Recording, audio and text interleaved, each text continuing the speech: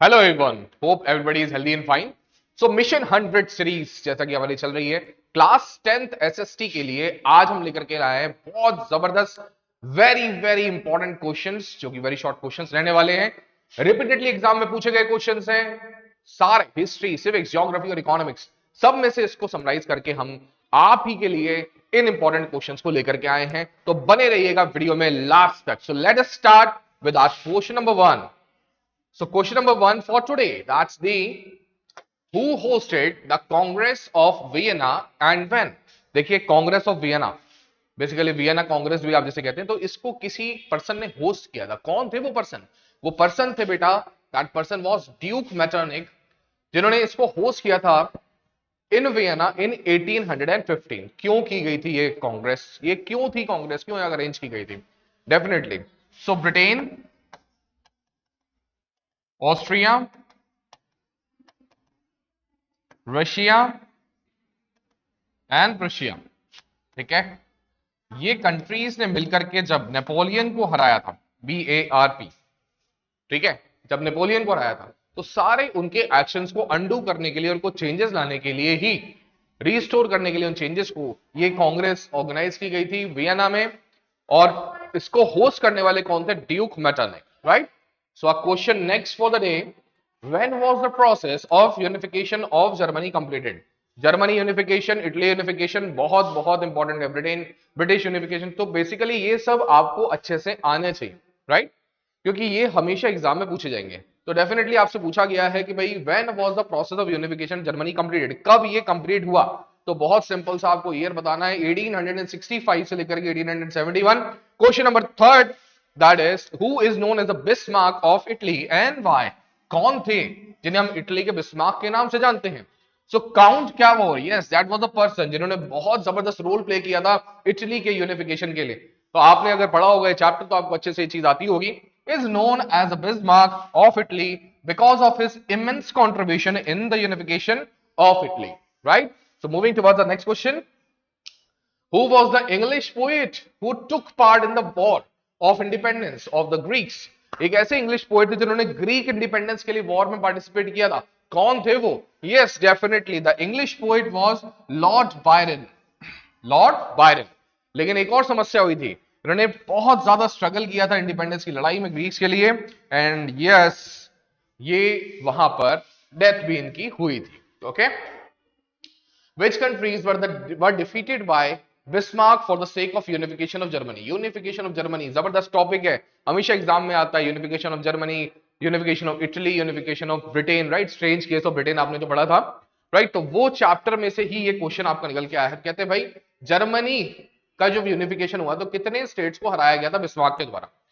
तो जर्मनी को यूनिफाई करने के लिए सबसे पहले डेनमार्क, ऑस्ट्रिया एंड फ्रांस, इन सारी कंट्रीज जिनको डिफीट किया गया था during the period of 7 years for the sake of unification of Germany. तो याद रहेगा बेटा। Moving towards for next question, question number 6 for the day, when was the new German empire proclaimed and by whom was it headed? कब नया German empire वास्तविकता में बना था, और उस नए जर्मन एम्पायर के जो किंग थे वो कौन थे? आइए बढ़ते हैं। न्यू जर्मन एम्पायर प्रोक्लेम हुआ था बेटा 18th जैन, याद रख लेंगे, 18th Jan 1871, that was the date जब न्यू जर्मन एम्पायर बनकर के तैयार हुआ था। एंड यस, कौन थे वो किंग जो इस यूनिफाइड जर्मनी के सबसे पहले किंग बने थे? That was the Kaizer William first of Prussia. Clear है, याद रहेगा बेटा, कंफ्यूजन नहीं होना चाहिए बिल्कुल भी। Moving towards the next question, who was the king of France at the time of French revolution 1789? काफी बार आया हुआ क्वेश्चन है, क्लास 9 में पढ़ा था आपने इसके बारे में। 1789 जब फ्रेंच रेवोल्यूशन चल रहा था उस समय पर ये थे वहां के किंग। नाम क्या है? That was Louis 16। Yes, definitely bourbon dynasty से ये किंग थे। तो द किंग वाज लुई 16। राजाओं के आने पर वेलकम जब होता है, डेफिनेटली कई सारे राजकोष हुआ करते हैं, खूब सारा पैसा हुआ करता है, लेकिन लुई 16 के साथ ऐसा नहीं हुआ, जैसा आपने क्लास 9 में पढ़ा भी था इनके बारे में, राइट, कि जब इनका वेलकम हुआ तो एम्प्टी ट्रेजर्स थे उस समय पर, पैसा नहीं था फ्रांस के पास में, कई सारा पैसा कई सारे मेंटेनेंस में जाता था इनका, इसीलिए ये सब चीजें लॉस में जाती गई। Next question for the day, who took charge of France after the French revolution of 1789? 1789 के फ्रेंच रेवोल्यूशन के बाद में कौन वास्तविकता में वहां का चार्ज लेते हैं? तो थे वो national assembly took the charge of the France after the revolution of 1789. Okay, moving towards question number 9. When was Vienna congress held? Okay, we have read this question. Who hosted the Congress? Yes, definitely it's a repeated question. क्या ये repeated question है? Definitely 1815 ये वो समय था जब Vienna Congress को lead किया गया था. क्वेश्चन इस फॉर्म में भी आ सकता है बेटा, ठीक है. पहले जो थी लैंग्वेज अलग थी, इस फॉर्म में भी क्वेश्चन आ सकता है, तो आपका आंसर सेम रहेगा. एंड यस, चांसलर कौन थे? ऑस्ट्रियन चांसलर थे जिनका नाम था ड्यूक मेटरनिक था, जिन्होंने इस कांग्रेस को जो है वो होस्ट किया था. Now moving toward the question 10. Write the aim of the congress Khilafat Swaraj party. क्या था कांग्रेस का खिलाफत स्वराज पार्टी का एम? मुख्य एम क्या था? क्यों ये कांग्रेस पार्टी जो है वो काम कर रही थी? तो फाइट इलेक्शन. सबसे पहले क्या चाहते थे कि हम इलेक्शंस को फाइट करें, लेजिस्लेचर में हमारा भी पार्ट हो, जिससे क्या हो, to wreck them from within until the demands were met by the British government. कि जब तक हमारी डिमांड्स फुलफिल नहीं होगी तब तक हम लड़ेंगे, तब तक हम पॉलिटिकल पार्टी फॉर्म करके लेजिस्लेचर में पार्टिसिपेट करते रहेंगे. Right. Moving towards question number 11. What was the Indian demand for giving help to British in second world war? तो क्या डिमांड थी? तो भाई they demanded from the Britishers that they should be granted freedom. इनको क्या चाहिए था? इन्हें चाहिए था स्वराज, फ्रीडम, पूर्ण आजादी ब्रिटिशर्स से. Right. Moving towards question number 12. थोड़ा सा बड़ा क्वेश्चन है और यस डेफिनेटली ये प्रीवियस टू प्रीवियस ईयर में आया हुआ क्वेश्चन है, ध्यान से पढ़ेंगे इसके बारे में. Why was the civil disobedience started again in 1932? Civil disobedience जिसे हम CDM भी कहते हैं. राइट. ये 1932 में दोबारा से ऑर्गेनाइज किया. क्यों इस मूवमेंट को दोबारा स्टार्ट किया? आइए बढ़ते हैं. After the failure of second round table conference, Gandhi ji came back empty handed. Second round table conference के लिए बुलाया गया था गांधी जी को. गांधी जी ने अटेम्प्ट भी की थी, लेकिन उनके डिमांड्स को इतना ज्यादा नहीं एंटरटेन किया गया था, ना ही उनके डिमांड्स को फुलफिल किया था. इसी के चलते ही sought an appointment with the viceroy Lord Wellington. तो उन्होंने एक डेफिनेटली उस समय पर एक मीटिंग रखी किनके साथ में? लॉर्ड वेलिंगटन के साथ में. The request was rejected and the movement was started against in January 1932. लेकिन वो रिक्वेस्ट लॉर्ड वाइसरॉय जो वेलिंगटन थे उन्होंने इसको रिजेक्ट कर दिया, खारिज कर दिया, जिसके चलते गांधी जी ने रीलॉन्च किया मूवमेंट को, जिसका नाम था CDM, civil disobedience movement. Okay. Now why did Gandhi ji decide to support Khilafat movement? Gandhi ji ने खिलाफत मूवमेंट को क्यों सपोर्ट करने की सोची?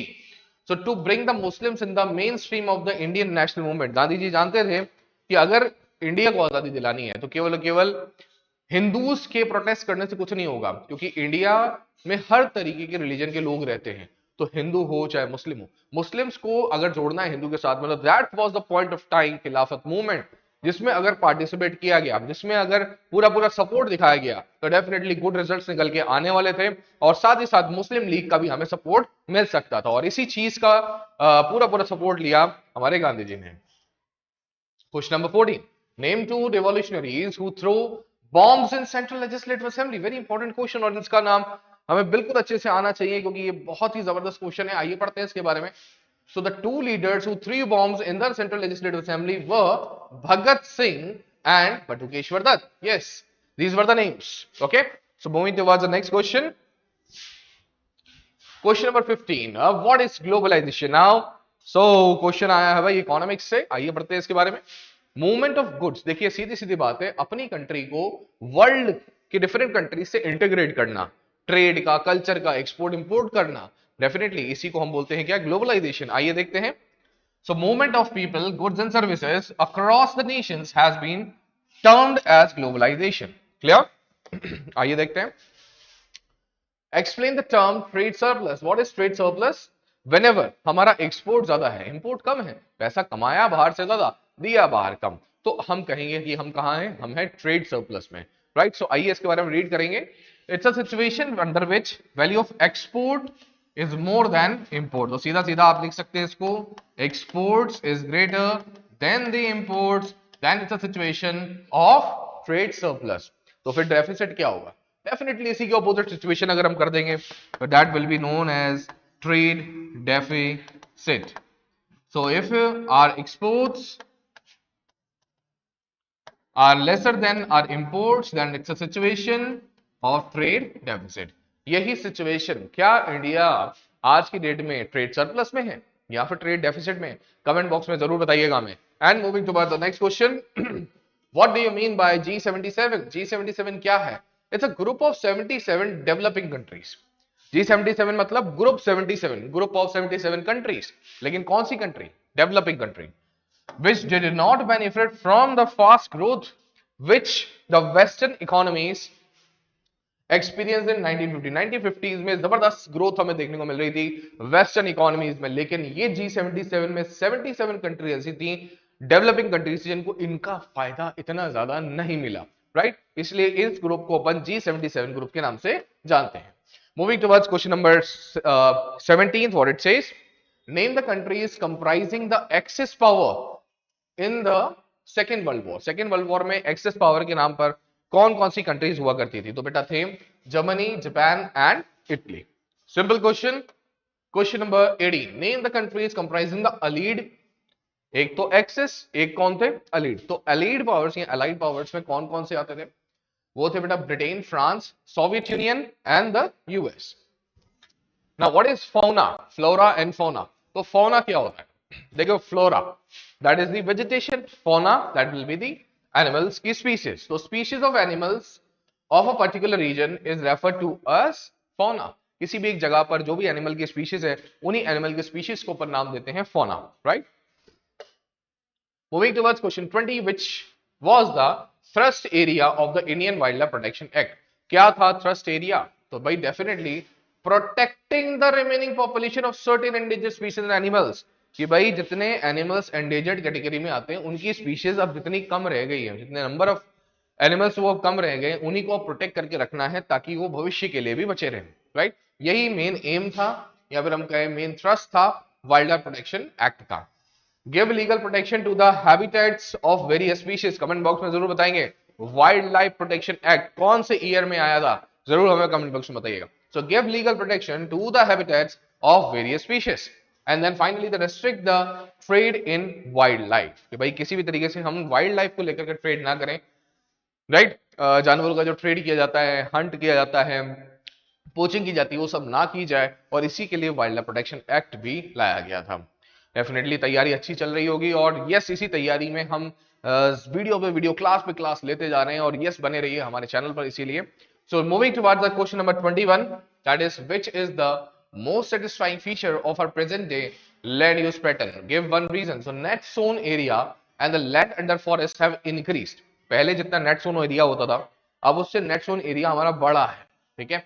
एक तो ये एक जबरदस्त चेंज आया है, has been increased because people's awareness of advanced technology and environment। तो लोग अब आज की डेट में एग्रीकल्चर को भी एज अ प्रोफेशन देखते हैं, राइट? एडवांस टेक्नोलॉजी यूज करते हैं, मॉडर्न एग्रीकल्चर करते हैं, ठीक है? जबरदस्त इसको एक अच्छा प्रोफेशन की तरह चूज किया जाता है, ऑक्यूपेशन की तरह चूज किया जाता है, इसलिए नेट जोन एरिया अब इसका भी हमारा इंक्रीज हुआ है। Moving towards question 22, mention two possible risk involve in misuse of resource. अगर आपने मिसयूज ऑफ रिसोर्स कर दिया तो क्या हो सकता है?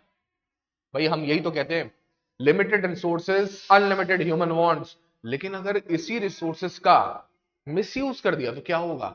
भाई बहुत सिंपल सी बात है, सबसे पहला तो डिप्लीशन, कि उनकी जो क्वांटिटी है वो डिप्लीट हो जाएगी, कम हो जाएगी। Then second thing is damage to the existing environment. किसी भी चीज का ओवर यूज करेंगे तो क्या होगा? एनवायरनमेंट डैमेज होगा भाई। तो वो एक और समस्या है जो इसी प्रॉब्लम से रिलेट करती है। Moving towards next question, name one important wild life project in world. तो क्या था एक इंपॉर्टेंट प्रोजेक्ट जो कि वाइल्ड लाइफ को प्रोटेक्ट करता था? डेफिनेटली ये प्रोजेक्ट है project tiger, project tiger. Okay, बात फिर वही है, कमेंट बॉक्स में मुझे बताएंगे प्रोजेक्ट टाइगर कब लॉन्च हुआ था। Okay, now moving towards question number 24, where is Sariska tiger reserve located? कहां है Sariska tiger reserve? Yes, Rajasthan का ही एक बहुत प्यारा सा शहर जिसका नाम अलवर है, वहीं पर आपको देखने को मिलेगा tiger reserve Sariska. Okay, question number 25, what is JFM, जिसे आप जॉइंट फॉरेस्ट मैनेजमेंट भी कहते हैं। तो it was a programme launch for management and restoration of degraded forest. Forest कई सारे होते हैं, राइट, कई सारे पार्ट्स में हमने फॉरेस्ट को डिवाइड किया है, लेकिन फॉरेस्ट की क्वालिटी और क्वांटिटी जैसे जैसे डिक्रीज होती जा रही है, उसी को प्रोटेक्ट करने के लिए एक जॉइंट फॉरेस्ट मैनेजमेंट नामक प्रोग्राम चलाया गया था, उसी की आप बात कर रहे हैं यहाँ पर। So moving to question number 26 for the day, what is an ecological system? What is ecological system? आइए पढ़ते हैं। Humans along with all living form a complex web of ecological system with their non-living surroundings. Humans साथ ही साथ जितने भी living organisms हैं अपने आसपास की नॉन लिविंग सराउंडिंग्स में रहते हैं, कैसे एक दूसरे पर इकोलॉजिकल सिस्टम पर डिपेंडेंट है, यही चीज बताती है इकोलॉजिकल सिस्टम को। Okay, question number 27, what area of land is in India is covered under forest? वही कहते हैं कि हर एक कंट्री का 1/3 पार्ट कम से कम फॉरेस्ट कवर होना चाहिए। इंडिया का कितना पार्ट है? आइए पढ़ते हैं। So 79.42 million hectare which is only and only 24.16% of the total geographical area of India is covered under forest, right. So यही वो एरिया है जो कि इंडिया का कवर्ड है under forest area only, right. So this is a quite crucial thing, इसका थोड़ा सा और ज्यादा हमें ध्यान देना चाहिए। तो what is a multipurpose river valley project? क्या होता है मल्टीपर्पज रिवर वैली प्रोजेक्ट? आइए पढ़ते हैं इसके बारे में। State any to purpose which are fulfilled by river valley project. So beta, a model of sophisticated water management system, it checks flooding and soil erosion in the area of hydroelectricity is generated. तो भाई सीधी सीधी बात है, कुछ एक अच्छे projects जिसको हम water management के लिए यूज करते हैं ताकि फ्लड्स वगैरह ना है और जो भी हमारे पास पानी अवेलेबल है उससे हम हाइड्रो इलेक्ट्रिसिटी जनरेट कर सके, इसी के लिए हम रिवर वैली प्रोजेक्ट्स को चलाते हैं। Under unequal distribution of water, कैसे इसको और ट्रीट किया जा सकता है, बेटर किया जा सकता है। कुछ ऐसी सिटीज है, स्टेट्स है जहां पर पानी की अवेलेबिलिटी कम है और कुछ ऐसे स्टेट्स है जहां पर पानी की अवेलेबिलिटी बहुत ज्यादा है, तो इस मैनेजमेंट को कैसे किया जाए ये भी इसी प्रोजेक्ट में देखा गया। Okay, state any two objectives और रेन वाटर हार्वेस्टिंग, क्या ऑब्जेक्टिव्स है इसके? आइए बढ़ते हैं। सबसे पहला, to increase availability of fresh drinking water. सबसे पहला रेन वाटर हार्वेस्टिंग क्यों जरूरी है? क्योंकि भाई हमें चाहिए फ्रेश ड्रिंकिंग वाटर और rain water quite purest form of water माना जाता है, right. To guard underground water resources from depletion, जैसे जैसा हम अंडरग्राउंड वाटर सोर्सेज को केवल केवल यूज करते जा रहे हैं, इनकी वाटर टेबल क्या है, डिक्रीज होती जा रही है।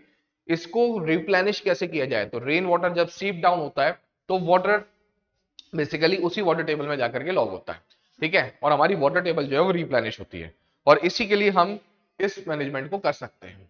Okay, what is the use of irrigation? Irrigation करने से क्या फायदा? आइए पढ़ते हैं। It is the means to water to plants to an appropriate phase of plant growth. देखिए इंपॉर्टेंट, सबसे इंपॉर्टेंट प्लांट के लिए केवल केवल सॉइल नहीं है, मैन्योर नहीं है, पानी बहुत जरूरी है। तो पानी ज्यादा से ज्यादा प्रोवाइड करना है as per the need of the plant, इसी को अपन इरिगेशन में लेते हैं। Okay, question 31, which states are related to the Krishna Kaveri dispute?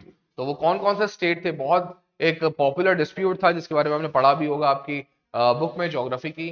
तो कृष्णा कावेरी डिस्प्यूट में कौन कौन से स्टेट्स है जो कि इन्वॉल्व थे बेटा? एक तो थे Maharashtra, Karnataka and then we have the Andhra Pradesh. Maharashtra, Karnataka and Andhra Pradesh, ठीक है। मैक के नाम से आप इसको याद कर सकते हो, MAK, that is Maharashtra, Andhra Pradesh and Karnataka. Okay, question आया हुआ है रिपीटेडली। आइए बढ़ते हैं next question. So what is bamboo drip irrigation system? ये क्वेश्चन में रिपीटेडली पूछा गया है।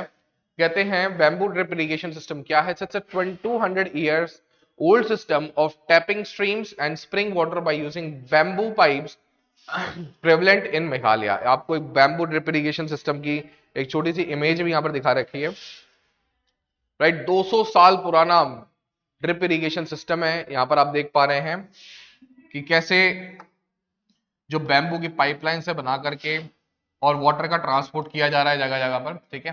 That is bamboo drip irrigation system. अच्छा, कहां पर होता है ये? ज्यादा तो that is prevalent in Meghalaya बेटा जी, ठीक है, मेघालय में आपको ज्यादातर ये सिस्टम देखने को मिलता। Okay, moving towards the next question that says name three irrigational tools in India. Which type of irrigational tool is the most popular in the southern India? तो भाई कौन कौन से ऐसे इरिगेशन टूल है जो इंडिया में यूज किए जाते हैं और सबसे पॉपुलर साउथ इंडिया में कौन सा है? तो बेटा सबसे पहला that is tubewell, second that is canal and third one that is pond. और सदर्न इंडिया में अगर हम देखें तो पॉन्ड सबसे ज्यादा इंपॉर्टेंट है जो कि यूज किया जाता है। Okay, question number 34, what is the objective of dams? Dams बनाने से क्या फायदे? आइए पढ़ते हैं एक एक करके। So to impound rivers and rain water that can be use later to irrigate agricultural fields. भाई पानी को ज्यादा से रिजर्वोयर में कलेक्ट करेंगे और जब जरूरत है तब उस पानी को यूज करें, ठीक है, इसी के लिए रिजर्वोयर्स या फिर डैम्स बनाए जाते हैं। Then we have these are also the source of perennial canals. कई सारे ऐसे कैनाल्स हैं जो थ्रू आउट द ईयर बहते हैं। पानी कहां से मिलता है? इन्हीं डैम से मिलता है बेटा। ओके, मूविंग टू बाद next question, right two ways of conserving forest resource water resources. तो पहला वे है conversion into rain fed storage structure of agricultural feed and then mixing of water of rivers into each other. Moving towards next question 36, name any two states of India which suffer from water scarcity. कैसे कौन से ऐसे states हैं India के यहाँ पर हमें ज्यादातर वाटर स्कैरसिटी देखने को मिलती है? तो सबसे पहला स्टेट तो अपना Rajasthan and the second one is the Gujarat. Okay, यहीं पर फेमस थार डेजर्ट भी आपको देखने को मिलेगा, right? Name any three states where rooftop rainwater harvesting is practiced. Important question. Rooftop rainwater harvesting कहां पर practice की जाती है? Meghalaya, Rajasthan and the Tamil Nadu. Yes, these are the states जहां पर rooftop rainwater harvesting की जाती है. Question 38. What are the major reasons for the river pollution in India? किस किस वजह से river pollution इंडिया में ज्यादा देखने को मिलता है?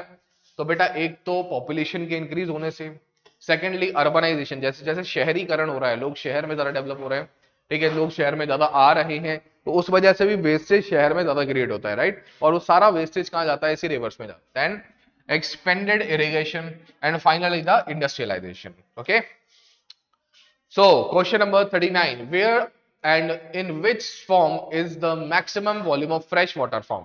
कहते हैं भाई water everywhere but so much less to drink. तो भाई इतना ज्यादा कहां गया पानी? तो कहते हैं nearly 70% of the earth's fresh water occurs as ice. ज्यादातर कहां गया? ग्लेशियर्स एंड आइस शीट्स पर है फ्रेश वाटर, जो कि कहां पर स्थित है बेटा? Antarctica, Greenland and the mountains regions of the world में। इसी वजह से वो कॉमनली अवेलेबल नहीं हो पाता है और इसलिए हम कहते हैं कि वाटर को हमें बचा करके रखना चाहिए। Moving towards next question, what type of government is there in Sri Lanka for all practical purposes, right? तो श्रीलंका में अगर हम गवर्नमेंट की बात करें, किस तरह की गवर्नमेंट आपको श्रीलंका में देखने को मिलती है? तो that's a unitary form of government, कि सब कुछ सेंट्रल से ही वहां पर आपको जो है वो ऑपरेट होता हुआ दिखता है।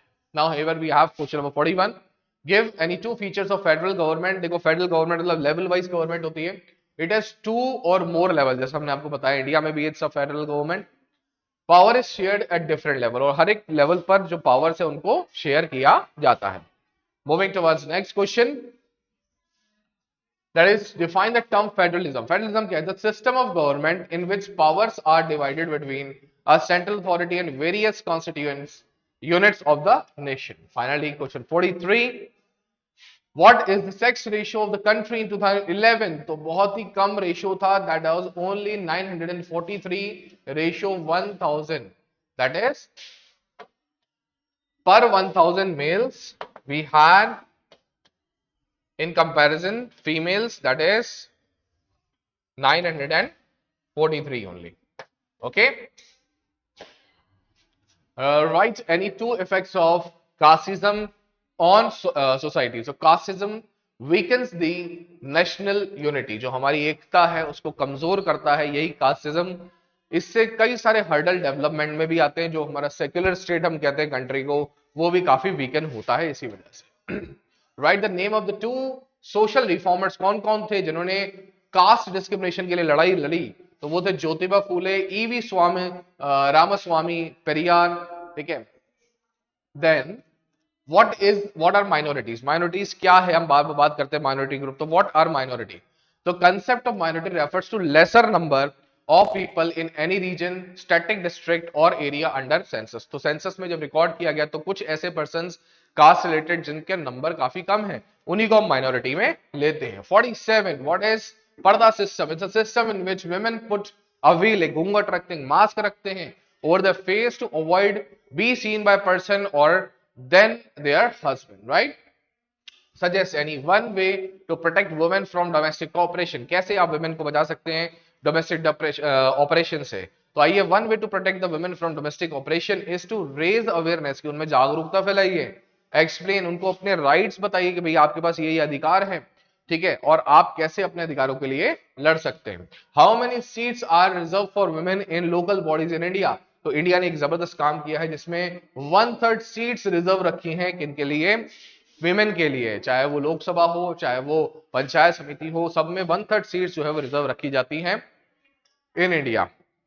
And here we have the last question for the day, which is the principal basis of social community? So religion, yes, धर्म, यही है प्रिंसिपल बेसिस सोसाइटी का, और the basis of social community. Okay, so आज हमने revise किए 50 very very most important, जिसको आप बोल सकते हो क्वेश्चंस, जो आपके अपकमिंग एग्जाम्स के लिए बहुत ही ज्यादा इंपॉर्टेंट है। मिशन 100 सीरीज चल रही है बेटा, जिसमें हम लेकर के आ रहे हैं आपके पास डिफरेंट सब्जेक्ट्स की वीडियो रेगुलरली, तो बने रहिएगा हमारे चैनल पर। All the very best for upcoming exams. Thank you so much.